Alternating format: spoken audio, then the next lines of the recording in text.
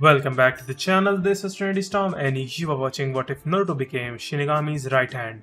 If you enjoyed this video, please like, share and subscribe to this channel. Now wasting no time, let's start the story. Standing in the forest, utterly bewildered, was Naruto. Maybe it was the slightly blurred world, or the fact that he could see his mangled body on the ground, but it was neither of those things. "Nice to see you again, Naruto-kun," said the third Hokage with a smile. With his mind still not quite functioning properly, Naruto simply stared. "I know you're confused right now, but don't worry about it, you'll understand soon enough, as soon as Jeff gets here," Sarutobi said, observing Naruto's stunned expression. While shaking his head, Naruto said, "But, the mission, Sasuke, you, oh god. Sasuke, he killed me, didn't he?" the boy said, eyes suddenly filled with a haunted expression. The third said, "I'm afraid so, but in a lighthearted tone, but don't be ashamed for a moment. You fought a battle that even I have never seen, so you could never be blamed." With a slight smile, Naruto said, "No, I'm still to blame, but I suppose it doesn't matter anyway now."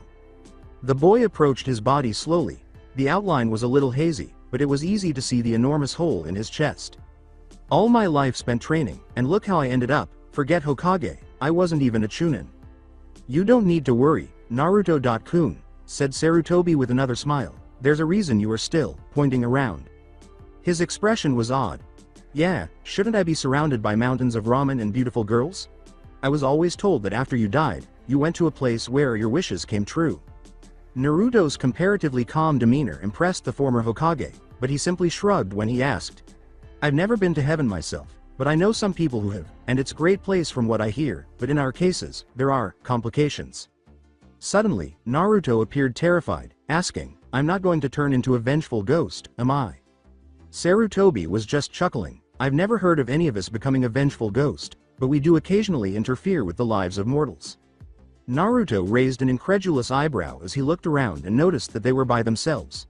"You said, we? Where are all the other people who've died then?" he asked.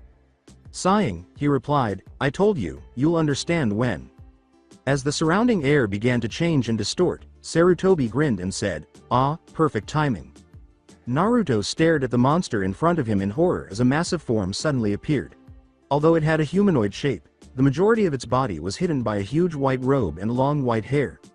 The creature's blood-red horns contrasted with the light purple skin that was visible. When it reached a clawed hand in his direction, Naruto flinched away and closed his eyes. The hand was still held in the air a few feet away when Naruto reopened them after a moment had passed with nothing happening.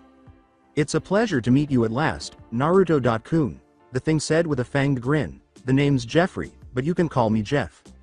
Naruto, in a somewhat dreamlike state, shook the giant's hand and said, "Nice to meet you too, I guess. I know your mind is probably running in circles right now, but try to stick to one question at a time," Jeff said. Naruto said hesitantly, What are you?" "Good question, actually. I'm a Shinigami, or rather, the Shinigami." "Shinigami? As in the being who controls death?" inquired Naruto. "Bingo. So then, what exactly do you want with me?" "I'm also the one who empowers the Shikifujin." "Aunt?" asked Naruto, who appeared lost. Jeff exhaled. "What, do you think I just give away my strength for free? In exchange for the power of the Shikifujin, any soul affected by the seal belongs to me." Again Naruto appeared uneasy. "So just because I had the stupid fox put inside me, my soul belongs to you? And for that matter, where is the stupid fox? I don't feel his presence at all." "Well, to answer the first question," Jeff responded, "yes, your soul is mine, and as for the fox, he annoyed me, so I sent him to hell." "Hell," the boy gulped. Sarutobi intervened. "Don't let Jeff scare you, he only sent Kyuubi to where the demon can make himself useful." "Exactly. And you, Naruto, are most useful here," Jeff said with a nod. He allowed Jeff to keep going. "As the Shinigami, I am in charge of managing many things. Most souls who owe me a department end up working at Heaven's help desk or in another such menial job until I think they've earned their release." Jeff inhaled deeply. "The Shikifujin, however, is so devastating that sometimes a greater payment is required. I have personal agents, but am never allowed more than 2. When a person marked by the Shikifujin dies, I can either send them to a regular job, or replace one of my 2 assistants." As Jeff continued, "Sarutobi here replaced the first Mizukage as my left hand when he died, and the X fourth Hokage held the position at my right until just 20 minutes ago, when you joined the ranks of the deceased. Naruto's expression changed to one of understanding. Naruto murmured, "You're kidding, right? I die and am immediately drafted to be your minion?" Jeff raised his purple finger. "No, I decided you would be my right hand long ago, and besides, the fourth Hokage held the position for years, and really should have been relieved before now. I just kept him on because he had the right personality for it, as you do." The question, "You've been working for this guy?" was directed at Sarutobi by Naruto. "Yes, indeed I have, Naruto-kun. And I suspect you may enjoy your job more than you think." "I agree," Jeff replied. "I would not have selected you if I didn't think the job suited you." Naruto was preoccupied when Jeffrey began lecturing about the tasks and character traits that were effective in them. Two disembodied arms seemed to be dragging themselves along the ground in the direction of Sarutobi's back. Neither Jeffrey nor Sarutobi appeared to notice their slow but steady progress. One arm lifted the other and threw it up when they were only a few feet behind the third. As soon as the second arm grabbed Sarutobi's ear, the man began screaming and shaking his head in an attempt to get the appendage off. When the Hokage finally grabbed the arm, he threw it into the forest and was smacked twice. He swiftly spun around and saw the second arm attempting to pull itself to safety. He grabbed the second arm as it ran away and dropped it hard in the opposite direction of the first. Naruto simply blinked and asked, "What were those?" Jeff appeared a little offended by the interruption. Sarutobi took a deep breath and said, "Orochimaru's arms. Since the rest of him is still alive, his arms just sit here in limbo waiting for the rest of the body to die. They have somehow managed to gain some form of intelligence and attack me once every couple days." "Ahem," Jeff responded, "as I was saying, I think it should now be obvious why I picked you for this position, wouldn't you agree, Naruto?" Naruto simply nodded, having missed the entirety of Jeff's speech. "All right," the Shinigami said contentedly, "so you won't object if we begin your first lesson right away. I believe a demonstration is necessary." "If you would do the honors," Jeff said, turning to Sarutobi. "Hyuga Hizashi. The left hand of death summons you from the darkness," the man in question exclaimed, snatching what appeared to be a long beaded necklace from his waist and throwing it into the air. The beads began to spin in the air after breaking into a perfect circle that was roughly 6 feet in diameter. After a moment, a blue flame emerged in the center of the circle and began to spread. It grew to a considerable size and assumed a human shape in a matter of seconds. Before the arms, legs, torso, and head of the human shaped flame were all intertwined, the beads began to whirl and wrap around it. "Anemo mains." Sarutobi clapped his hands together in a seal that Naruto had never seen before. The beads sank into the flaming form, and in a flash of light, a clearly defined body appeared where there had been only a vague human shape before, and where there had been blue flames, there was skin. It just so happened to resemble an older version of Neji. "Damn it, Jeff. Why do you always use me for your demonstrations?" Hizashi said, blinking at his surroundings. As he watched in wonder, Naruto said, "I've gotta learn that. In the meantime, hell, welcome, lost souls." Kyuubi exclaimed with joy to the crowd, "Now, I've been put in charge of you folks, since all of your sentences end at about the same time. Most of you will get out of hell in about 167 years, and it's my job to make sure that by then, you're rehabilitated." Standing in front of a massive stereo, the demon skillfully used his tail to snag a CD from behind it and slide it into the tray. The demon smiled contentedly. "Since the method of torture is up to me, I've decided to be creative. I hope you all like to mbop, because as of right now, our Hansen marathon begins." One man cheered, and the crowd let out a few pathetic groans.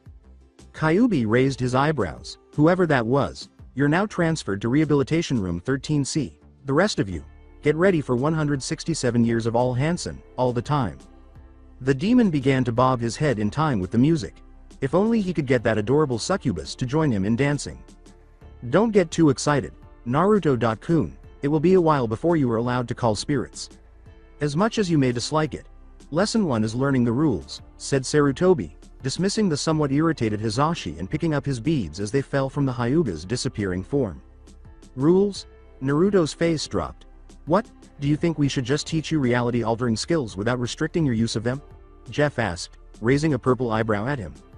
"Okay then, since you're the boss, but let's get this over with," the boy said with another smile after realizing the wisdom there. "Okay. The most important rule goes first. We allow some personal discretion in the use of your powers, but when you've been given a mission, it always comes first. Do you understand?" said Jeffrey, who was sitting cross-legged and had spread his enormous robe out around him. With a shrug, Naruto said, "Yeah, sounds fair." Jeff's dark eyes continued to darken. "You need to accept this, because I have to know that even if everyone you loved in life was about to be killed, you would not abandon your mission, no matter how trivial it seems to you. We are the governors of time and space, so mistakes can mean the ruin of civilizations." Naruto nodded, feeling insignificant as the weight of responsibility suddenly hit him. "Excellent," Jeff replied. "The rest of the rules are simple. No direct contact with the physical realm, no altering the same person's fate stream twice in one day, and no taking orders from anyone but me." "What if an angel came down with special instructions?" asked Naruto, crossing his arms. "Then, you would tell the angel to clear the orders with me, and don't kid yourself. An angel might just be sneaky enough to try and pull something like that, and you'd be the one to take the heat if something went wrong. Play it safe. If you're not sure about an order, wait to talk to me about it." Jeff said to the third boy, "Sarutobi, I need to get back to work, so get this kid up to speed as fast as possible. Starting with the basic fate controls, I want no less than 4 hours of practice a day." The boy was nodding once more. Naruto exclaimed, Nay, why is he leaving so soon? He didn't spend much time here at all," as the Shinigami poofed out of existence. After completing his bead looping, Sandaime put them back on his belt and said, "Your training will be with me and anyone I see fit to call. Jeffrey has to do even more work than usual, so you won't see him much at first." With a radiant smile, Naruto asked, "When do we start?" "We'll start right now, unless you have something better to do?" The boy gave him a blank stare. "I didn't think so. Our first actual lesson will be the most basic of fate controls. It helps if the subject is someone you're familiar with, so who do you think needs a little fate altering?" "Sasuke." Was easy for Naruto. "I had a feeling you might say that, but there shouldn't be a problem. I'll do it first, and you can watch." "But don't we need someone's permission? Who do we ask about altering someone's fate?" Sarutobi chuckled, "Naruto, unless we're given specific instructions by Jeff, it's up to our discretion. We are the ones who give the permission to alter destiny." "Never mind then, on to the fate messing," was Naruto's statement, with an O formed in his mouth. "Not so fast, Naruto-kun, as I said, we're doing the most basic of fate controls, the Fatum Adnexus, or Fate Bind. It requires 2 people, whose destinies will be tied together. There is, however, a small annoyance that comes with this technique. We don't know how their destinies will be tied together." "Explain," the boy said, tilting his head. "Say, for example," Sarutobi responded, "that we bound Uchiha Sasuke and Haruno Sakura.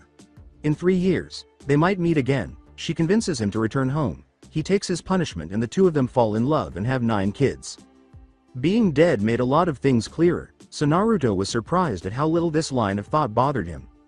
Sarutobi woke him up from his thoughts by putting his finger at him. "But, it isn't that simple. Because that scenario was only one possibility. Another possibility would be that Sasuke decides that, in order to escape his past, he has to hunt down and kill Sakura. The 2 of them are still bound by fate, just in a different way, and it is impossible for us to predict the future, so we would have no idea which of those 2 scenarios would play out, or whether Sasuke and Sakura would be bound by fate in any one of another million ways. But then, how could I ever risk using that?" Naruto said as he sat on the ground after allowing himself to fall backward. Sandaime chuckled. "I have to make it clear how dangerous some of these abilities are, but remember that we can alter fate later if we need to, so we'll get involved if something really bad happens. But I digress, you need to pick someone to bind Sasuke to." Naruto continued to ponder and think, and think, and think. Finally, "Tsunade," he said. "Good choice, this should work well. I'm going to do an example from my assignment list, then you can try Sasuke and Tsunade." The elderly man pulled out what appeared to be a strange scroll and ran his finger over the lists of names. Sarutobi nodded and stroked his beard in a manner that only elderly wise men can do while he pondered Naruto's choice. He paused abruptly, gave himself a nod, then rolled the scroll back up and put it back in the robe's deepest pockets. Suddenly, Naruto recognized that Sandaime was dressed in white robes, just like he had been as Hokage. The hat was the only item missing. While Sarutobi was already beginning his technique, Naruto kept a close eye on him and made a note to ask how to obtain a change of clothes while dead. The elderly man made 2 distinct seals, one for each hand, while holding his arms straight out to the sides. Naruto sensed something accumulating around Sarutobi's hands as his face contorted in concentration. Abruptly, he clasped his hands together, the two seals he was creating perfectly melding to create yet another, more traditional, yet innovative, hand seal. Fathom Adnexus. Another flash of light caused Naruto to feel a little queasy, as though the world were spinning, but the nausea vanished a moment later. The boy shook his head and said, "Whoa, what was that?" "Nothing much, just the universe aligning itself. It happens after every fate shift. The larger the change, the more vicious the nausea, but you get used to it." "Okay, I saw, or rather felt, what you were doing, but how did you specify the two people to be bound?" "That," said Sandaime, "is the easiest of all. You just need to know who they are in your mind. It doesn't even matter if you know their names. You could just think, the cage, or the donut shop man who gave me extra sprinkles that one time. As long as you know enough about them to distinguish them from anyone else. You just think of those defining characteristics and your power does the rest."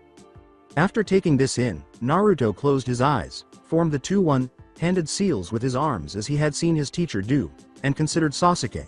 As he considered all the things that made Sasuke unique, he suddenly experienced an odd sensation in his left hand. He somehow changed his focus to Tsunade after realizing that the first half was over. This one came more quickly because he simply pictured her as Godem Hokage, a title that no one else in the world could hold, and he felt the sensation in his right hand once more. He felt a chill of excitement and slowly clasped his hands together, ensuring that the two seals linked up as they should. Fathom Adnexus. A shudder went through Naruto's body, alerting him to the impending nausea. After a moment, it struck him, causing him to collapse onto one knee and take deep breaths. He realized right away that this was absurd because his lungs were still pumping even though he was dead and didn't require oxygen. "Very good, Naruto-kun." Sarutobi was clapping enthusiastically, saying, "I have to say I'm impressed. It took me 3 tries to get that skill down." Naruto asked, "So what happens now? How will I know if it worked?" "It worked. Our powers can't fail as long as the ritual is done properly, but we might not see the results for a few days, or even weeks." "Okay, so what's next?"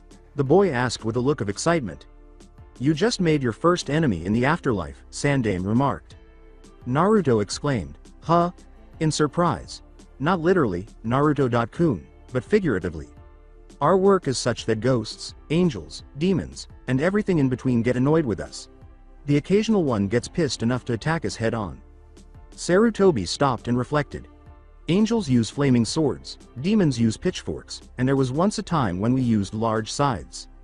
This was long before I was around, but back then Jeff had to personally intervene in most every conflict because of the rule of 2. Jeff can never have more than 2 assistants, and 2 sub. Shinigami with scythes are no match for 30 angels with their flaming swords. About 120 years ago, Jeff had a little talk with Kronos, the overlord of time, hoping to get us some better equipment to even the odds. When the elderly man snapped his fingers, a box materialized out of thin air and shimmered into being. He came back with 2 of these. Sarutobi produced the strangest looking object Naruto had ever seen after reaching into the box. It was not a weapon he was familiar with, but it appeared to be made of metal. "What exactly is that?" inquired Naruto. "This," Sarutobi proudly stated, "is a fully automatic Intratech DC.9. Features a blowback design, fires from the open bolt, and has a threaded barrel. Uses 50-round magazines, filled with our special ammunition manufactured by Kronos himself." Blinking, Naruto said, "Yes, but what is it?" With a sigh, Sarutobi gestured the gadget toward the woods. Naruto only saw the old man tensing his hand before a stream of absurdly fast moving objects blasted out of it and ripped into the trees. He halted the spray of mayhem after a few seconds of devastation and lowered the weapon, asking, "Do you get it now?" Naruto gave a headshake. It was easy to forget that mortals and the recently deceased knew so little about technology, but the old man resisted impatience. He motioned Naruto to take a seat and began going over the fundamentals of using and maintaining a Tech.9. Sasuke, enjoying his recent triumph, ran through the forest. Naruto was defeated by him. There was a tiny voice, deep within the Uchiha's thoughts, expressing concern for the fox boy. A tiny voice, suspiciously similar to Kakashi's. What if his wounds really caused his death? How could you ever forgive yourself if that happened? The small voice asked. Naruto wouldn't die from little injuries like those, Sasuke said, stopping at a tree branch and glaring off into nothingness. How are you aware? Did you look into his wounds? I asked the small voice. As Sasuke acknowledged, well, no, but, that's right. You didn't, said the small Kakashi voice authoritatively. Hey, I don't have to take this from you. You don't even exist, you're just a voice in my head, said Sasuke, crossing his arms. But you can't argue with me, la, I can't hear you. Put an end to your immaturity. Or what? What is the scary voice going to do to me? ARRRG, later, when you're not acting like a 3-year-old, I'll speak with you. Sasuke began, feeling proud of himself once more for demonstrating his authority with that little voice in his head. At precisely 74 minutes after Sarutobi's explanation began, Naruto realized that he would never be whole again without his Tech Point 9. He was initially perplexed by how so much ass-kicking could fit into such a tiny device, but Sarutobi thoroughly explained its workings, and now the elderly man was testing him on some of the topics they had discussed. Where do you never point it? At myself, was one Naruto was familiar with. How many magazines do you carry at once? 3, 1 in the gun, and 2 others, Naruto said, catching himself. Gun rolled strangely off Naruto's tongue, as though it tasted strange. When do you get more ammunition? Was the next question Sarutobi considered. Whenever any of my magazines are less than completely full. Naruto knew enough to at least defend himself, and the old man nodded. Okay, Naruto-kun. Then next thing I need to do is introduce you to Chronos, since we need to pick up 2 spare magazines for you and a few hundred astral bullets, but there's a minor issue we have to deal with first. Do I get some of those beads you have? Asked Naruto with a hopeful expression. Not yet, that requires more study on your part, but I do have something for you. Sarutobi pulled out what appeared to be a black robe from the box he had taken the Tech Point 9 from. And what is this? Asked Naruto after examining it with curiosity. It's a black robe, Sarutobi said, staring at him. What do I do with it? You wear it, but what else does it do? What powers does it have? None. It's just a black robe. Yes, you have to wear it, interrupted the boy as he was about to say something. With a groan, Naruto snatched up the article of clothing and, disregarding privacy, changed into it immediately in the middle of the forest. When he put the garment on, it appeared to be much too big for his small frame, but it fit him like it was made for him when he eventually poked his head out the top. Sandaime gave the boy a contemplative glance. He didn't appear to be too bad. Why do I have a black robe when you and Jeff get white ones? Naruto persisted in complaining. Sarutobi sighed. That's just the way it's always been. The right hand of death has a black robe, and the left hand has a white robe. Jeff could wear Hawaiian shirts if he wanted to, but he likes the color white. Walk with me. With another snap of his fingers, the old man lost the box and began to move through the forest. In an attempt to avoid tripping over his robe, Naruto ran to catch up. Sarutobi nodded in agreement as Naruto carefully took the magazine out of his machine pistol and slipped the 2 objects into 2 different pockets in his new outfit as they walked. Now, before we arrive, there are some things you need to know about Chronos, Naruto-kun. Like what? You need to make a good first impression. Chronos and Jeff are the 2 neutral overlords, Jeff controlling destiny, and Chronos, time. Obviously, their jobs overlap, so we work with Chronos on regular occasions. He can be a bit odd, but you mustn't be rude. No problem, stop worrying, old man, Naruto smiled. You've never met Chronos, Sarutobi sighed in agony. As they walked, the 2 kept talking until Sarutobi abruptly stopped and took hold of Naruto's wrist. For a few seconds, the boy felt dizzy, and when the dizziness subsided, they were surrounded by black rocks rather than trees, and the ground was bare, devoid of any vegetation. How did that happen? Naruto asked, shaking his head to get his confusion under control. Another trick you'll soon learn. For us, teleportation is another automatic thing. Know where you want to go, and your power will do the rest. And where then, exactly, does Naruto inquire, are we? Sarutobi approached one of the bigger rocks and gave it 2 taps in a particular location, saying, this is Limbo. A part of the astral plane filled with absolutely nothing. Excellent place for those who want to be left alone. As the ground trembled, Naruto saw the rock split in 2, exposing a staircase that led downward. In the meantime, in hell, Kyuubi had faith. The object of his desire was casually leaning against the wall. She was nearly as big as the demon himself, but that didn't make her monstrous form any less magnificent. He was advancing on her, and she was a succubus. Using his ability to change his body slightly, he was able to stand up on his hind legs and took on the appearance of a massive orange werewolf. He moved slowly in the direction of his target, tossing tormented souls with every step. I think you're in the wrong place, baby, because you look heavenly to me, Kyuubi said, leaning against the wall beside her. Given that we'll be stranded here together for the next few hours, I was wondering if I might not get the chance to know you a bit better, she said coolly, but the fox demon was unfazed. Really? What could I possibly want to know about you? She asked, raising a plump eyebrow. That one nearly made Kyuubi wince, but he made himself keep trying and tried a different, more direct attack. Well, there's nothing but music here, and I'm not that good at passing time, but I can dance a mean foxtrot. Is that so? The succubus asked with the tiniest smile. Returning to the astral plane as he made his way down the stairs, Naruto became more aware of a peculiar odor in the air. Although he had been trained to recognize the smell, he was shocked to learn that there would be any of that present. Having hoped Chronos wouldn't be engaging in his habit today, Sarutobi wrinkled his nose. The stairway ended suddenly and led to a spacious room that Naruto could not describe. It was impossible to pinpoint the precise source of the colors that were present everywhere. Naruto began to move into the room, smelling the smoky air and glancing left and right at the numerous strange and unusual items that filled it, none of which he could identify. There was a doorway at the opposite end of the room, and someone abruptly came out of it. He wore long flowing purple robes, was about a foot taller than Naruto, and somehow looked as inappropriate in them as Naruto thought was possible.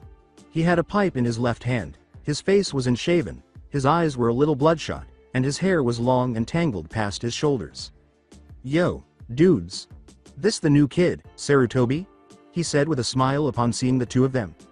Hey man, I'm Chronos, Overlord of Time. He winked at Naruto, and seller of the best marijuana anywhere this side of heaven. Sarutobi nodded with a sigh, and the figure smiled even more broadly as he strode forward to take Naruto's hand. Chronos enthusiastically shook Naruto's hand, and Naruto stood motionless for a moment, his mind struggling to process what he had just heard. You sell weed? His grin widened. I can proudly claim that I sell any and every variety that ever has been or ever will be smoked. One of the bonuses of controlling time, my little amigo, is that I travel to any time I want. I got shit here that won't be invented for hundreds of years. Intrigued, Naruto said, so then, to whom do you sell it? Oh, I have a few stores in the physical realm that I let handle the actual selling. I just provide the goods. Naruto's interest had been aroused, and Sarutobi was about to attempt to steer the conversation back on course. But you don't need money, so why run businesses? It's not about money, my little friend, but about spreading the joy of cannabis to the world. It's about teaching people love and peace, all through the power of cannabis. Chronos said, tossing his arm over Naruto's shoulder and holding up his pipe. Honestly, now that I haven't tried it, I feel left out, said Naruto, with a sheepish head rub. What, to hear such a thing tears at me like, something sharp, that tears, Chronos said in horror. We must solve this problem of weed deprivation immediately, and for the right hand of death, I do believe I could give just a small free sample. Chronos tried a more straightforward approach after realizing that he might not be the best at creating similes. As he seized Chronos' pipe, Sarutobi firmly declared, there shall be absolutely no more marijuana smoked by anyone today. Chronos appeared a little offended, but he was accustomed to Sarutobi's intolerant ways. I suppose then that you'll be wanting some of my extra special double whammy astral bullets? Unless you have the extra special triple whammies done, asked Sarutobi, nodding. Sadly, no, they're taking me a bit longer than expected to develop. The more I work on these, the more I realize how much of a pain it is to actually have to design something from scratch instead of just stealing it from the future. Extra special double whammy? Asked Naruto, blinking. Retaining his pipe, Chronos approached one of Sarutobi's shelves and said, hey, I make them, so I get to name them however I want. If you want to complain, make your ammo yourself, it's not like I get paid to do it. After searching through mounds of what seemed to Naruto to be inexplicable items, he eventually extracted a tiny cardboard box from the chaos. Chronos threw the box casually over his shoulder, and Sarutobi jumped for it, catching it just inches off the ground. Are you out of your mind? Probably, Chronos replied with a smile. With his arms folded, Naruto tried to ask himself, what's so special about that little box? Sarutobi declared without humor, this box contains astral bullets, which are extremely dangerous if not handled carefully. Do you see, Naruto, what I have to deal with? No one ever thanks me for my work, they always just criticize me, Chronos sighed theatrically. Sasuke wandered through a vast, empty dreamscape while sleeping contentedly. He moved forward slowly, experiencing an unexplained sense of unease. Then he caught sight of her. He was certain that she was unmatched in beauty, even though her body was partially hidden by that enigmatic force that makes things difficult to see in dreams. He fell in love for the first time in his life. He wanted to rush forward and give her a hug, but then he noticed how dejected she appeared. How he could tell she was depressed when he couldn't see her face was a mystery, but by this time he had lost all sense of reason and wanted nothing more than to restore her happiness. Even as she spoke, he ran in her direction but never seemed to get any closer. "Why, Sasuke? Why did you leave? I didn't mean to, I swear. Don't lie to me, Sasuke. You left because you wanted Orochimaru's power, there's no use denying it now." The woman began to slowly dissolve as the Uchiha made an unsuccessful attempt to think of something to say. "Wait. Don't go." With a sour laugh, the unidentified woman said, "That's one hell of a thing for you to say, Uchiha Sasuke. If you want to see me so badly, come back to Konoha and seek me out." Then she was gone. Sasuke's dream began to fade, and by the time he opened his eyes again, he was completely conscious. "If that's what it takes to find you, then return I will," he said, forcing himself to sit and reflecting on his dream before finally raising his gaze to the sky. Tsunade lay in bed far away inside the Hidden Leaf's walls. She had the uneasy feeling that it had been more than a dream, even though it had been a strange one. A figure in dark sunglasses and a purple robe stood a few feet above her bed, invisible to the naked eye. "Fucknuts. Jeff is going to want to hear about this. I still don't quite get it," Naruto murmured. "Why do astral bullets only work on devils and angels?" Naruto was receiving a crash course in astral weaponry while the three supernaturals sat around a small table in one of Chrono's seemingly endless rooms. Sarutobi sighed, "Okay, I'll explain it a different way this time. Only the most powerful of beings can actually move their bodies between the planes, and everyone else must always be connected to their home dimension. Souls cannot be truly destroyed, and any damage they sustain will eventually heal, but it takes a great deal of focus to manifest in an alien dimension. So if a demon or angel takes enough damage, it gets sucked back to hell or heaven. Since the astral plane is our home, we could shoot each other forever and it wouldn't have any permanent effect. Though, Kronos said, I highly recommend you don't do that, since being hit with an astral bullet really hurts. Yeah, I already got the shooting myself is bad lecture from the old man earlier. Kronos calmly grabbed one of the weapons from the table and shot Naruto's foot with a brief burst. After a few seconds of thrashing, screaming, swearing, and generally making a fuss, his legs straightened out, and he reluctantly stood up and sat down in his chair once more. Point made. That was maybe a little excessive, Crow, scowled Sarutobi. A change occurred in the dimensional fabric, and a bald black man with purple robes that were exactly like Kronos's appeared and landed on the table. The almighty Morpheus has arrived. Dude, Kronos jumped up suddenly. As his head struck the table, Sarutobi exclaimed, "Oh bloody hell. I know you're probably confused right now, young man, but you only have two options," the newcomer said, ignoring them both and advancing directly on Naruto. "Does either of them involve you getting out of my personal space? Take the red pill and you'll wake up tomorrow with a headache on a beach laying next to a strangely effeminate man. Take the blue pill and you'll receive a visit from a hallucinogenic bunny who will tell you to kill yourself by slitting your wrist with a baseball bat. So, which is it going to be?" The man said, seemingly oblivious to his words, and thrust his hands forward towards Naruto's face. Sarutobi muttered a few words, and Morpheus began to URK, as he found himself suddenly immobile. Naruto pushed his chair away from the table, anticipating what would happen, and the big man collapsed on his face. Kronos glared at the former Hokage and hurried to help his robed companion up, saying, "That was cold, man. I've said it before and I'll continue to say it until it sinks into your thick skulls. Giving people with power over fate mind-altering drugs is not only exceedingly stupid, it's also against Jeff's rules. You need to chill out a bit, what Jeff doesn't know can't hurt him, or more importantly, me." When Morpheus was able to move his limbs again, Sarutobi muttered, "As much fun as it is to see you, if you could get straight to the point we'd all appreciate it. There's a small problem involving the Hokage. I've already run it by Jeff, and he told me to come here. I was sifting through Godime's dreams earlier, and if I'm not mistaken, and I very rarely am when it comes to these things, her fate has been seriously fucked up," Morpheus said, grabbing everyone's attention. "How sure are you?" Kronos wondered for a moment. Is it normal for her to be sharing dreams of romantic longing with a one Uchiha Sasuke? Both Sandaime and Naruto shook their heads simultaneously, their eyes as big as saucers. "Then I'm pretty sure." Naruto uttered the words, "Wow. Slowly, this is disturbing on so many levels. Sorry to go so soon, but we really need to deal with this," Sarutobi said, snatching up his Tech Point 9 and their fresh supply of astral bullets and shoving them into his robes. With a small salute, Kronos said, "No problem. Oh, dudes, have fun. Since we always enjoy dealing with fatalistic train wrecks." Sarutobi's sudden energy sort of dragged Naruto along, so he made sure to grab his own weapon and follow in case he got left behind. The two ran back out the door and up the stairs. Do we really have to do this now? Yes. If the Fatum Adnexus set up Sasuke and Tsunade to be romantically interested in each other, it will manifest first in the weaker willed of the two, and he will start heading back towards Konoha immediately, if he hasn't already. Didn't you say this kind of thing is easy to fix? It varies, because we can't modify the same person's stream twice in one day.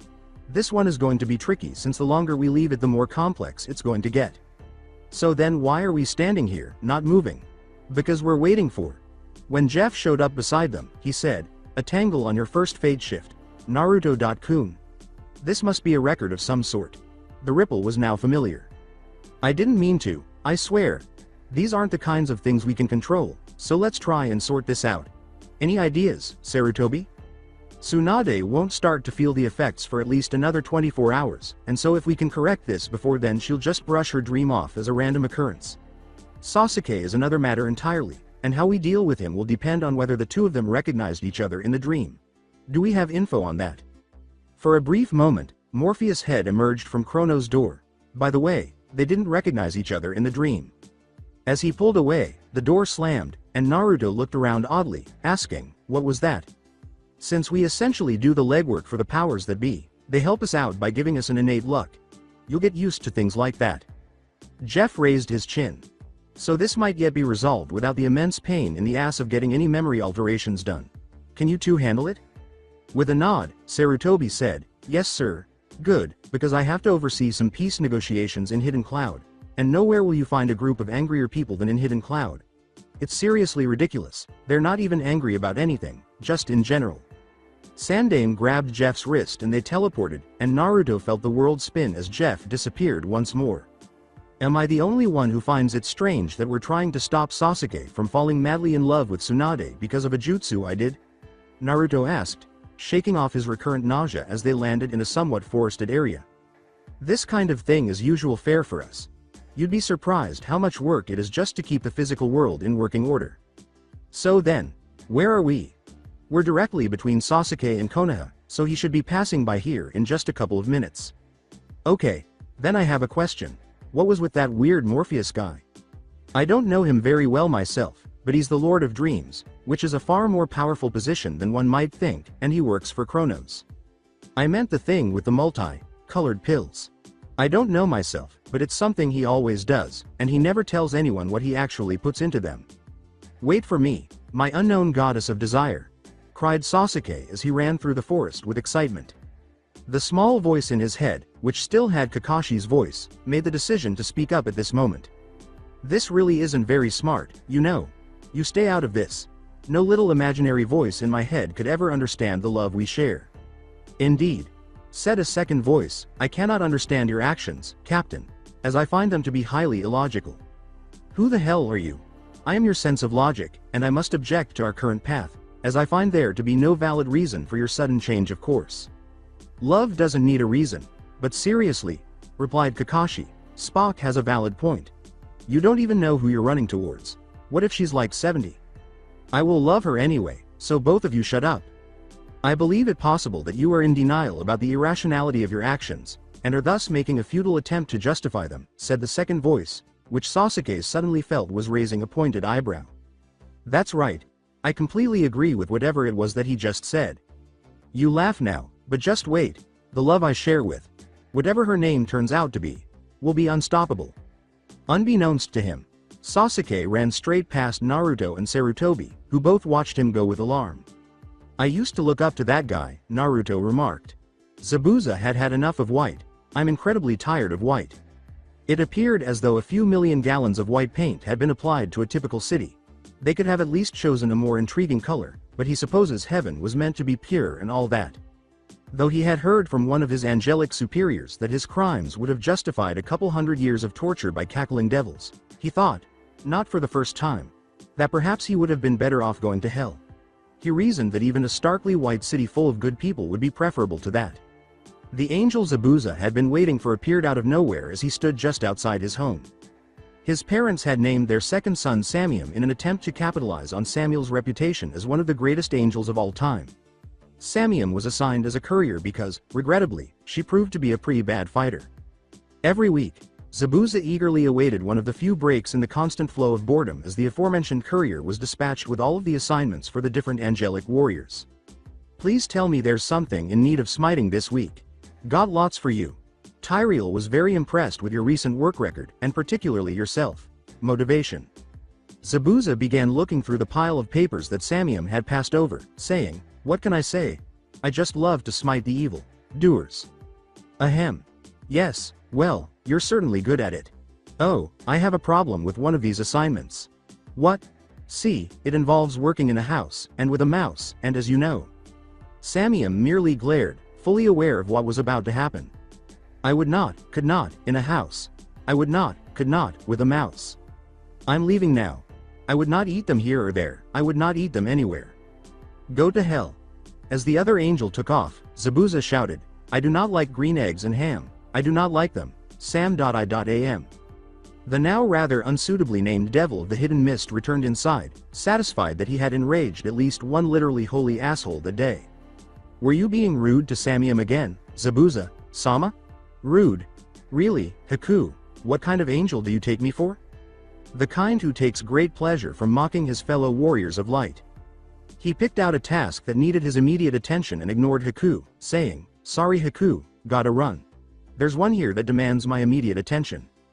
Don't worry about me, I'm going down to see the new angels today and help them adapt. You really are ridiculously benevolent. With a radiant smile, Haku said, Of course. Okay, stop that. The purity you're emanating is getting on my nerves. As he traveled to gate 37E, he glided effortlessly through the sky, his wings of light lifting him far above the city of angels. Heaven had numerous gates, and one of his tasks for the morning had involved a minor altercation occurring at the 37th gate on the city's east wall. When Zabuza saw it, he launched himself into a nosedive, plummeting to the ground with both feet and at a truly amazing rate. A group of 6 people, apparently oblivious to Zabuza's arrival, were shouting at one of the border angels. Not one to waste time, he lifted his sword into the air and pressed a tiny button on the hilt, setting off a pyrotechnic display of force that surrounded the blade as flames flared up. All right, what's going on here? There seems to be some confusion as to whether these people get let in, the border guard said with a sigh of relief. You have their files? Zabuza asked as the flames went out after he pressed the button. Yes, sir. Well, let's see them. Kimimaro?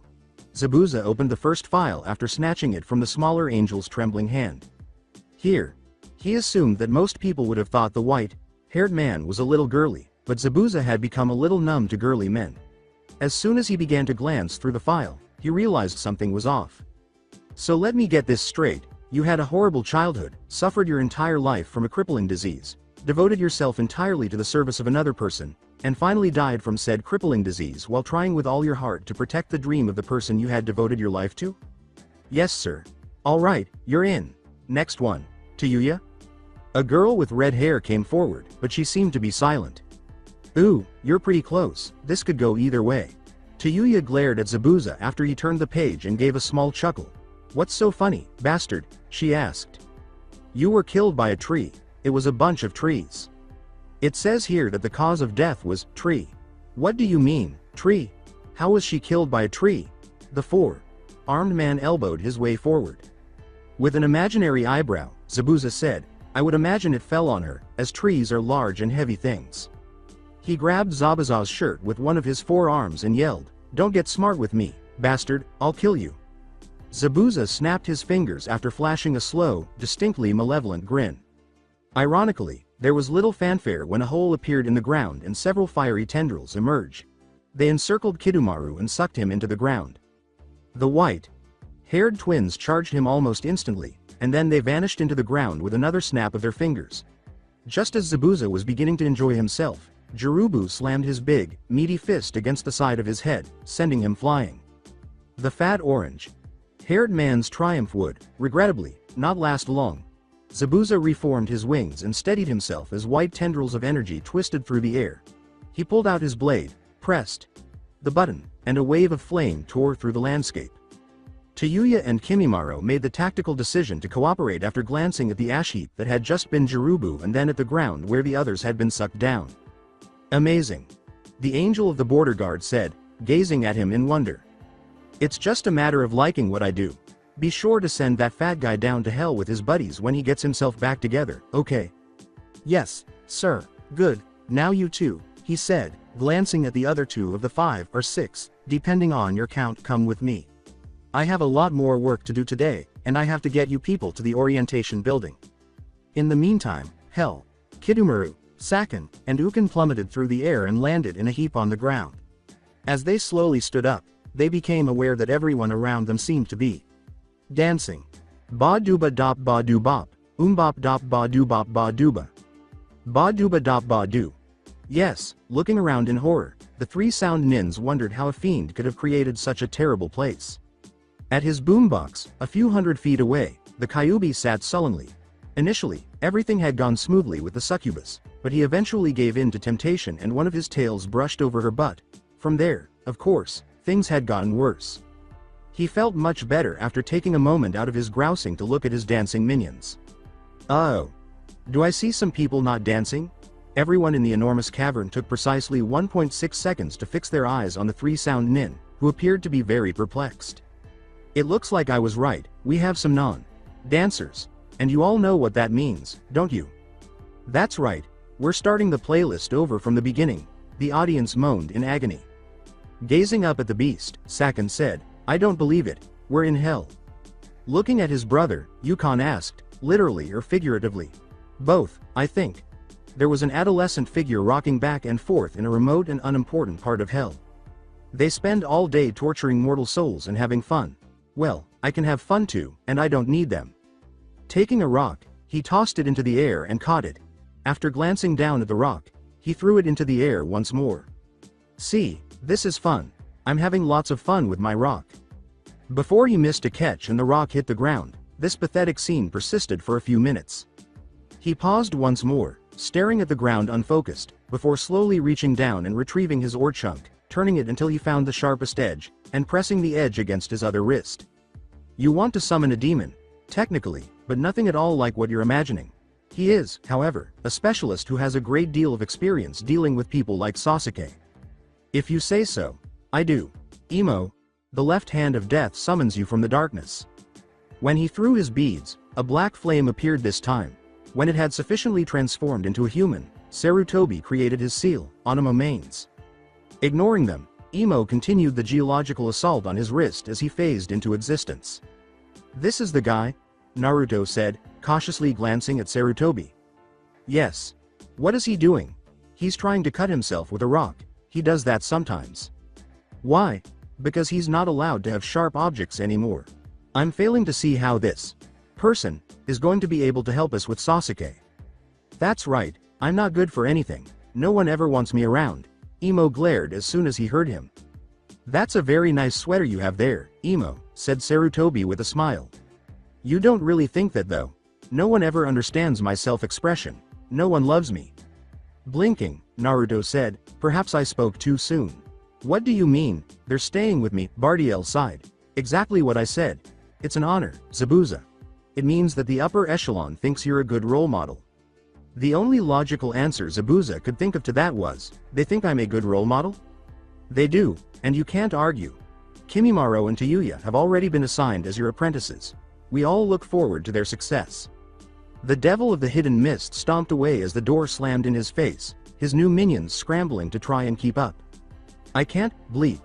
Ing believe this. Those, bleep. Ing, bleep. Dump their extra. Bleep. Ing recruits on me and expect me to just go the, bleep. Along with their, bleep, Ing plans. With a nervous glance around, Tayuya asked, where are those bleeps coming from? This is heaven, so the word, bleep, is automatically censored. You can say damn, shit and crap, but not, bleep. Try it if you don't believe me. Bleep. What the, bleep, mother, bleep. Try it, Kimimaro.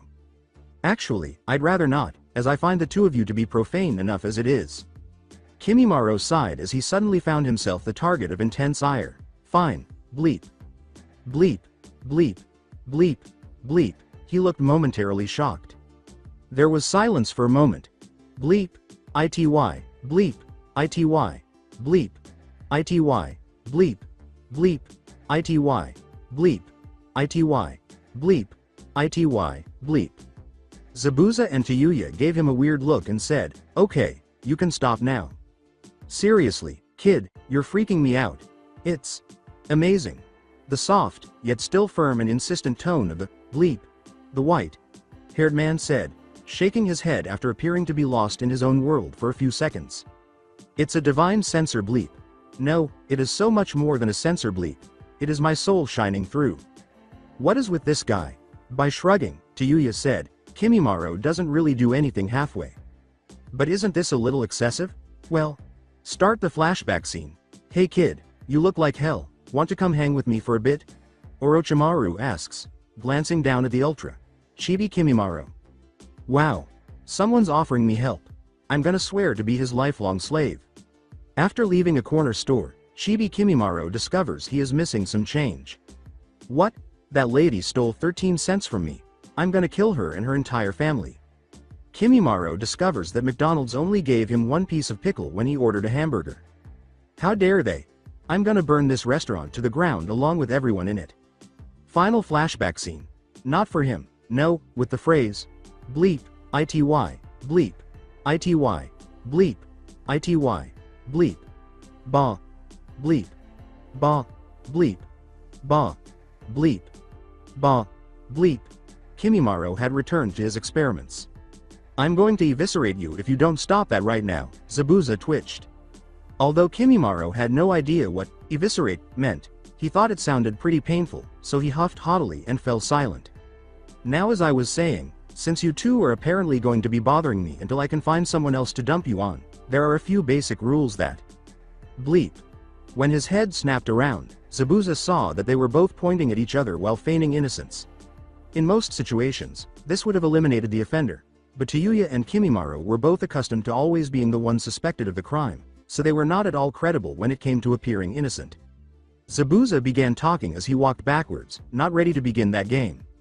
As Zabuza prepares to explain the afterlife's rules to Tayuya and Kimimaro, "I give you something entirely arbitrary because they are nearly identical to those established by Sarutobi for Naruto."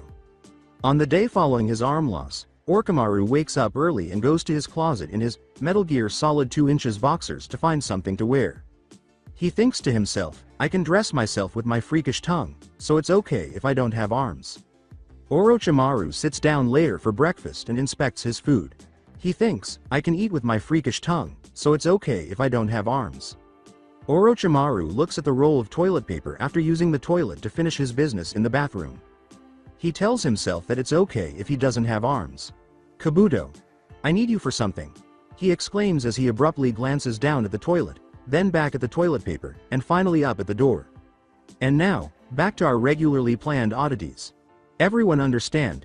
Good, because I'm not explaining it again, and if you break the rules you'll join your friends in hell. The two nin murmured acknowledgement, having little choice in the matter. "Okay, we're almost to the orientation building, where you're going to be subjected to a few hours of crap lectures from a bunch of annoying do-gooders," Zabuza said as he turned a corner while continuing to walk backwards. "Aren't you supposed to be, I don't know, mentoring us?" "That will come later, since as I said before, I have smiting to do." Zabuza pushed the two newbie angels inside the orientation building after yanking open the doors to prevent further conversation. "Have fun, and try not to piss anyone powerful off. Hello there. Welcome to New Angel Orientation. My name is Sandra, but you can call me Boopsie," said the woman, who was standing at her desk with a dazzling smile, as the door slammed behind them. As Sarutobi followed Sasuke's lead, Naruto walked apprehensively beside the newcomer. "So, Emu, how do you like being a demon?" he asked. "It's oh. You know how to pronounce oh, like in broke, or choke, or mope, or..." "Yeah, I get the picture. You get the picture, you get the picture. Don't pretend to know how I feel when I know you're really laughing at me on the inside." "Sorry, I didn't mean to. Don't lie to me. No one likes me enough to apologize. If you need me for anything, I'll be up with Sarutobi." "Yeah, that's right, I knew you really didn't want to talk to me. Sasuke was still doubting himself as he ran full speed toward Konoha, and a fierce battle was going on inside his head. Come on. Give this insane chase up. You can't order me around. You're not actually Kakashi, you're just an imaginary voice that sounds like him. Surprisingly enough, the captain has a point. We are merely delusions created by his subconscious. This, however, does not lend any credibility to any of his other opinions, which I still object to quite strongly. Hey you two, stop talking about me like I'm not here. I'm still the #1 Sasuke. True. How about we compromise then? Indeed, compromise is always advisable. What did you have in mind? How about this, in exchange for us keeping quiet about this spontaneous obsession, Sasuke #1 buys us some decent literature to enjoy. You mean porn, don't you? No, you're lying. Maybe. I am not buying any porn. Not even a little bit? No, what about something with artistic merit? We could buy some well-drawn hentai manga or something like that. That's still porn. No it's not, it's art. Technically, it is both. After 7 minutes. Sasuke was lying on the grass massaging his temples. Okay, so we can agree that while under some circumstances hentai manga could be considered artistic in a way that supersedes its inherent nature as porn. My intention when speaking was to declare that I have no intention or desire to buy anything that even could in the vaguest sense be classified as porn. That would seem to cover everything. Yeah, I guess. Good, then let's go. The three supernaturals had been observing with a sort of disinterested disquiet, unable to hear the voices in Sasuke's mind. For example, Imo was so upset that he forgot to complain. Man, there is something really wrong with that guy. Yes there is, but do you think you can slow him down? Said Sarutobi, nodding. Oh yeah, we'll have a lot of fun together, Imo said, looking almost slightly happy but not quite. He was excited about the possibility of interacting with another intelligent being. Just don't go overboard, I don't want him to end up throwing himself off a cliff or anything. The demon zipped over to Sasuke and somehow became absorbed into him after abruptly dissolving into a ball of light. A new presence abruptly appeared to Kakashi. Sasuke and Spock. Sasuke, who said, "Hello everyone. I know you don't care, but my name is Imo." "Now there's another one of you," said Sasuke #1 as he stumbled in mid-leap and tumbled out of the trees. "Wait. The host can hear me? I'm supposed to be in his sub-conscious." "Yeah, well, Sasuke's been getting very in touch with his sub-conscious recently. So who the hell are you and why are you in my head?" "I said before, I'm Imo, and I'm really supposed to send you subconscious messages that will lead you into a downward spiral of depression, but that really doesn't work if you know I'm here." "So then. Well, we could just hang out or something."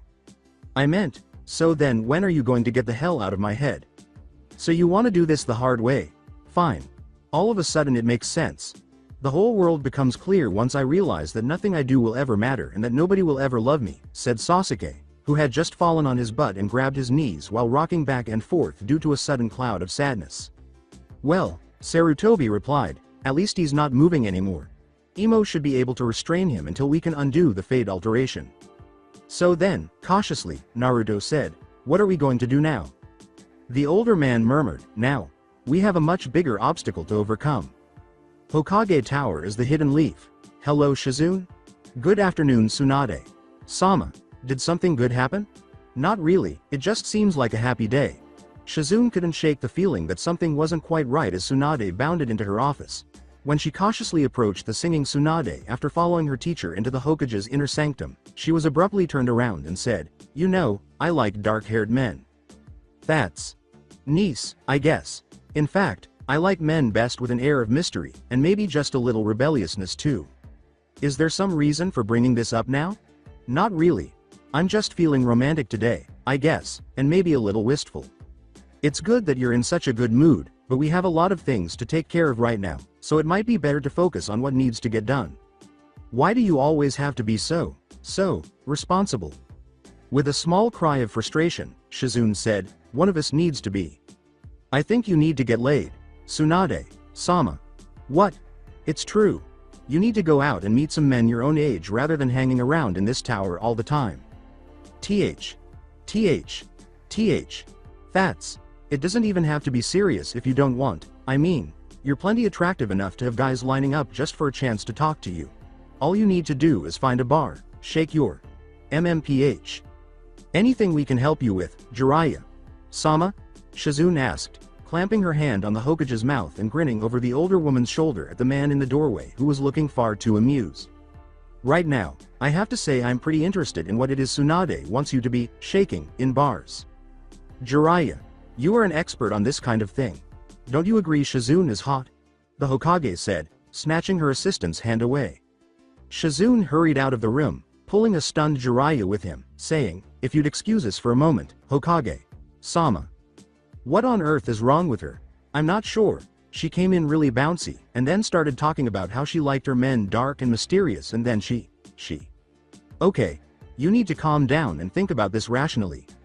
Were you listening to her? How am I supposed to be rational? As usual, Sarutobi shook his head to get rid of the motion sickness that accompanied teleportation and stared at the scene, saying, I can't help but wonder if maybe I had a bit too much confidence in the villagers. As he watched Shizune have a nervous breakdown, Naruto responded tactfully, I don't know. Nothing seems to be on fire yet. Those who were still breathing choked and coughed as smoke suddenly began to pour out of the Hokage's office. What were the odds of that happening? The blonde smiled, wow. Please Naruto, for the sake of my sanity, remember that we are part of fate. Rashly spoken words can have an effect on the real world. Point taken, but I'm really more concerned about Tsunade and her situation. If she keeps acting this weird, people are going to start noticing. Laughing, Tsunade said, sorry about that, peoples, as she bounded out of the burning office. According to Sarutobi, as compared to now, you mean? Well, if we can fix things or at least obscure them quickly, everyone might pass it off as stress or something. That's how this usually works, but I'm shocked by how fast Tsunade is succumbing. I gave her will more credit than that. Well, Naruto replied, maybe she doesn't want to resist. Maybe she's been focusing entirely on fighting and gambling for too long and is yearning for love. Oh, I actually hadn't thought of that. Well, this just fucks everything up royally. Did you just say what I think you said? What? I'm allowed to say fuck. I don't have to be a role model anymore.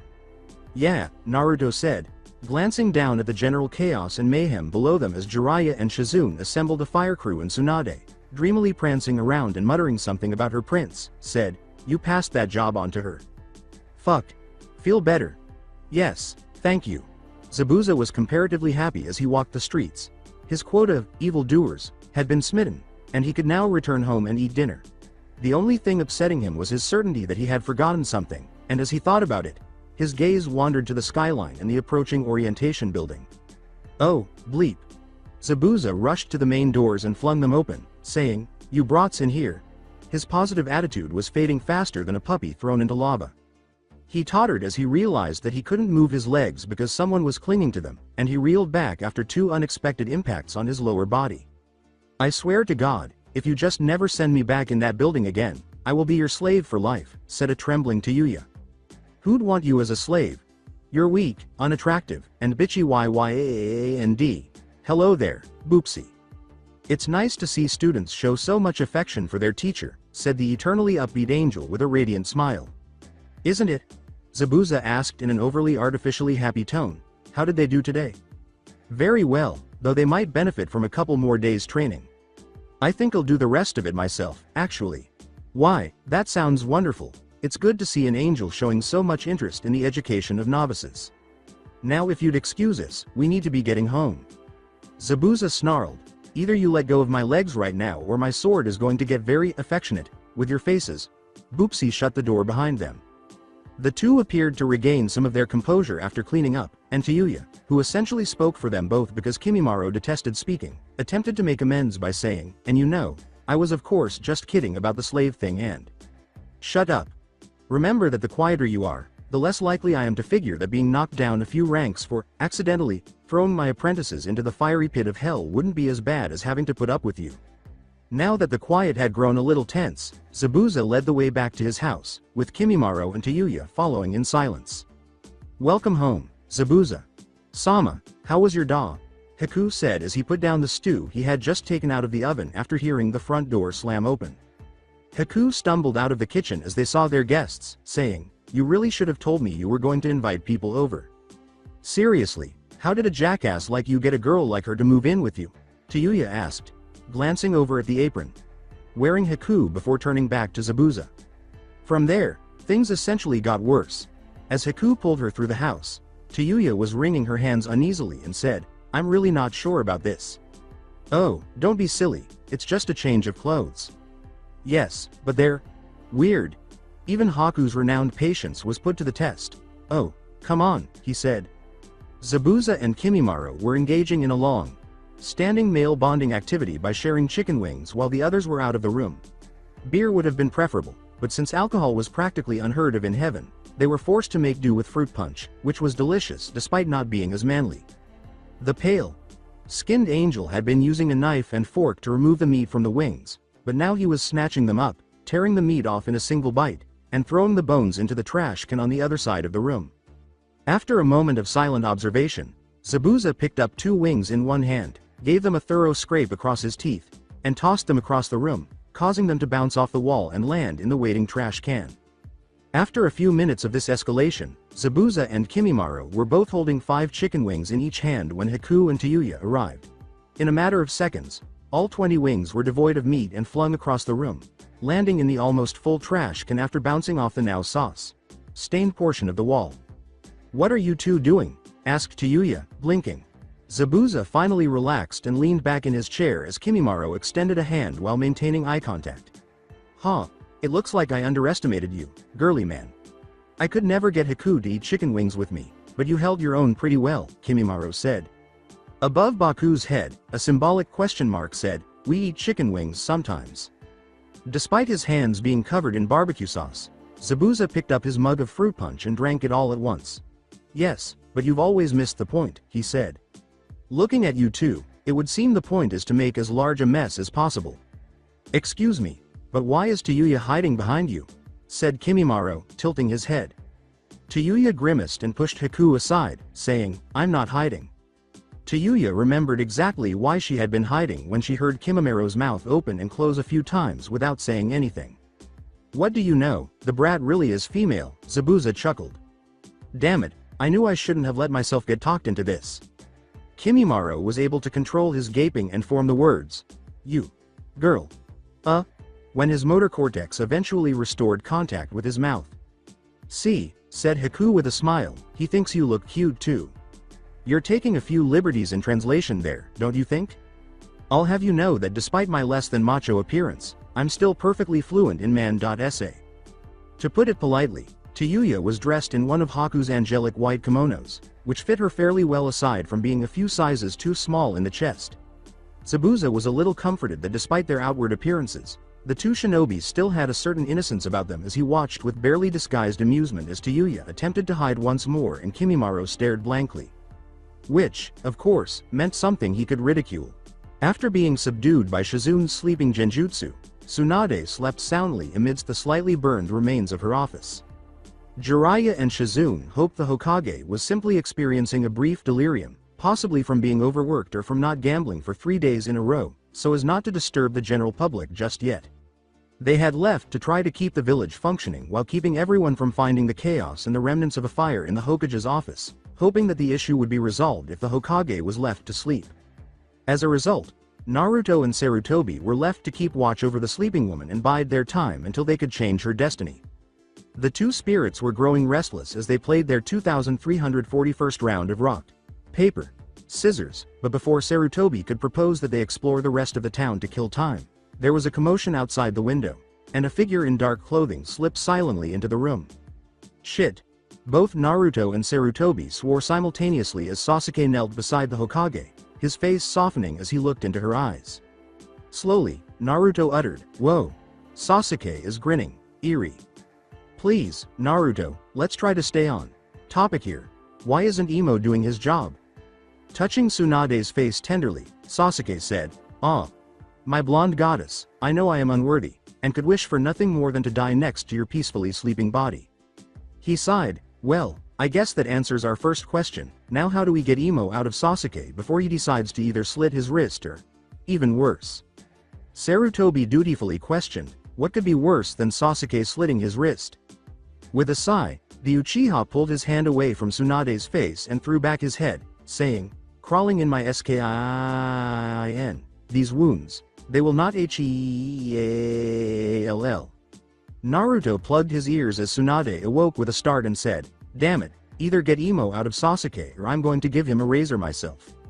Vanish was the single seal that Sarutobi formed as he struggled against the terrible noise. The song, wait. Why would I ever want to kill myself? Today is the beginning of my... No. Our new life ended as Sasuke went rigid and a few tiny puffs of smoke emerged from his ears. Naruto and Sarutobi were doing everything they could to keep from freaking out as the still, drowsy Tsunade lost herself in the depths of his dark eyes. Shit, shit, shit. This is very bad, we're way past the point of no return, we have to make this work somehow. In a nervous tone, Naruto said, what do you mean, make it work? Well, Sasuke is already here, and from the looks of things we have almost no time until the making out starts. Since I would rather stab out my eyes with a hot poker than see that, we need to settle for a temporary solution. Which would be? Sarutobi's fingers snapped, causing a ceiling beam to come loose and fall straight down on Sasuke's head, knocking him unconscious. After taking a quick look around, Tsunade laughed and said, this is a silly dream. Naruto gazed at the scene in confusion as she fell back into her sleep, saying, well, I suppose that works. But now Sasuke is unconscious inside the Hokage office, and Jiraiya or Shizune might be back at any time, so we're kind of stuck again. Alright Naruto, what do we do when we're facing a situation that we can't fix within the rules set out for Shinigami? I'll make this easier. How did you always solve these problems when you were alive? I broke the rules. Exactly. Didn't you tell me that the rules were never ever to be broken under any circumstances? No, actually I didn't. The rules don't allow for direct interference, and for a very good reason, but right now the alternative is doing nothing, and we absolutely cannot do nothing. So, that's all just complicated way of saying that the rules were made to be broken? Well, the one about direct interference anyway. The other ones are pretty rock solid. What constitutes direct interference? Naruto asked, glancing at the shambles that was Sasuke, the splintered wooden beam still resting on him. After abruptly flickering and becoming blurry, Sarutobi calmly kicked the wood off Sasuke's prone form and carried the unconscious boy over his shoulder, saying, this. You need to teach me that. The younger spirit said, forming a perfect O with his mouth. Later. Right now we're getting out of here. I assume we can't teleport with Sasuke, he has an actual body. We can't teleport, but regular people still can't see me, or most can't at least. I'll just run with him, and if I move fast enough I don't think anyone will notice that he's not moving under his own power. What? Please tell me you're kidding. I wish I were. Now let's go. As Zabuza led them and Haku through the streets of heaven to the daily angel welcoming, Tayuya and Kimimaro nervously followed. So you're saying, Tayuya muttered, that we're going to meet God? Warmly grinning, Haku said, in a manner of speaking. I'd forgotten how annoying it was to have to walk everywhere, Zabuza complained as the others chatted. First thing tomorrow, Haku, we're teaching these runts how to fly. Oh, we live close to the arena, and it's a lovely walk. Try to be more cheerful. Kimimaro interrupted, saying, wait, the arena? Why are we going to an arena? For a long time, the angels were always arguing with the boss, so he had the arena built and declared that anyone who disagreed with him was welcome to take him on mono. Mono. Incidentally, it's also used for the daily greeting of new angels. Zabuza, growing increasingly irritated with the noise, seized Kimimaro and tossed the boy over his shoulder like a bag of potatoes, saying, Haku, grab Tayuya. Unless you want me to go crazier than I already am, we're flying the rest of the way. Therefore, Zabuza and Haku pulled their unwilling passengers into the air with no regard for appearances at all, and in less than a minute, their increased speed brought them within sight of the arena. Angels could simply fly in the roof and land in their seats because the enormous building was open, topped. The only people present were other young angels, about 20 in number, who were being watched over by two archangels to make sure everyone behaved properly because there were no fights today. Since Zabuza disliked spending more time with archangels than was absolutely necessary, he had purposefully been late in leaving. They were even later because they had already completed the first portion of the journey. While Haku led Tayuya down a little more gently, Kimimaro fell to the ground without much fanfare. Haku and Zabuza went rigid as she reached to help him up and then stopped. Well, what is going on? And here were all followed by pauses. A pause was also heard. But you're... Kimimaro gaped, still on the ground. This epiphany is cut short by a sudden scene change to something much less captivating. In a room, two painters stood looking at their creations. I think this is the best white wall we've ever painted, the first one remarked. I agree, replied the second individual. Together we have painted uncountable walls white, and yet this one is by far the whitest. And yet, scowled the first, it seems like something is lacking, like our masterpiece isn't finished yet. Wait, I've got it. What it needs is another coat of white paint. Brilliant. Another coat of white paint to make this near-perfect white wall achieve its potential greatness. I am truly quaking with anticipation, let's get to work. The two painters then applied a second layer of white paint. And then observed the drying process. Now, let's return to our tense revelation moment. Chuck Norris crossed his arms and nodded. I am the boss in these parts, and I'd like to know why you are so late, and there was a pause. It took him a little more than a minute to finish that single sentence, and it took almost everyone a few seconds to put it back together into a complete phrase. As the senior angel, Zabuza's response was, I apologize, I've never been a mentor before and I did not think far enough in advance to account for my charges being unable to fly. There were the following pauses. Well, that seems and fair. You're Chuck Norris. Yes. There was a pause. There was a pause. All eyes were suddenly fixed on Tayuya, who had spoken, and the man in question raised an eyebrow at being cut off. How can you be Chuck Norris and God at the same time? Another pause ensued, but this time it was much more awkward, especially after Tayuya realized she was acting like a smartass to God. She was worried about her loose tongue after learning that God was a master of the roundhouse kick, even though she had never been very religious. But despite her blunder, Norris did not seem angry. There was a pause. There was a pause, not, there was a pause. God. There was a pause, and, there was a pause, while, there was a pause. There was a pause, there was a pause, run, there was a pause. Heaven. There was a pause, there was a pause, there was a pause. Known. There was a pause, here, there was a pause, only, there was a pause, as, there was a pause, Chuck. There was a pause, Norris. There was a pause, so, there was a pause, there was a pause, simply, there was a pause, kept. There was a pause, there was a pause, name. There was a pause, when. There was a pause, there was a pause, spent. There was a pause, there was a pause, few. There was a pause, years. There was a pause, on. There was a pause, earth. Hey, translation? Zabuza whispered to Haku out of the corner of his mouth after this phrase had occupied the better part of 5 minutes. After a brief moment of processing everything, Haku uttered the following in a poor imitation of Norris's voice. I am not God, and while I do run heaven I am known here only as Chuck Norris, so I simply kept the name when I spent a few years on Earth. Few of the gathered angels had been able to understand Chuck Norris when he spoke, so there were nods everywhere despite the poor voice impression. A few centuries ago, Norris himself discovered that he needed to write down his commands if he wanted them to be followed, and he silently accepted Haku's translation. The new recruits were soon bouncing on the balls of their feet, lost in thought as their esteemed leader spoke at the blazing pace of 10 words per minute, but the older angels were accustomed to Norris's lengthy introduction. Zabuza, on the other hand, had long since perfected the technique of shutting out all external stimuli and losing himself in thought. He discovered that this technique worked incredibly well for him in heaven, where he hardly paid attention to what other people had to say. The younger spirit saw that Sarutobi's attempt to project himself into the physical plane was rapidly depleting his energy, and a few hundred feet from the village wall, Sasuke fell and struck the shingles as the arms holding him abruptly became insubstantial. They ran across the roofs of Konoha without even whispering. That's all I got, Sarutobi said with just a whisper, but it shouldn't take me more than a couple minutes to recover, and we're far enough away from the wall that the odds of a patrol seeing us is near zero. Even though Naruto didn't actually need to breathe, he released the breath he had been holding when he noticed movement. Both of Orochimaru's arms were seated on the building across from them, and they were both occupied. The right hand was making a few test swings with a mallet, while the left held a big gong. He suddenly felt as though they were smiling twistedly, even though neither arm had a mouth. You've got to be joking. As the old man raised his head to ask about his apprentice's outburst, a sharp clang sounded across the Konoha skyline. So that's it for today. I hope you guys enjoyed it. Don't forget to like, share and subscribe to the channel for more awesome stories like this. Thank you. See you all in my next video.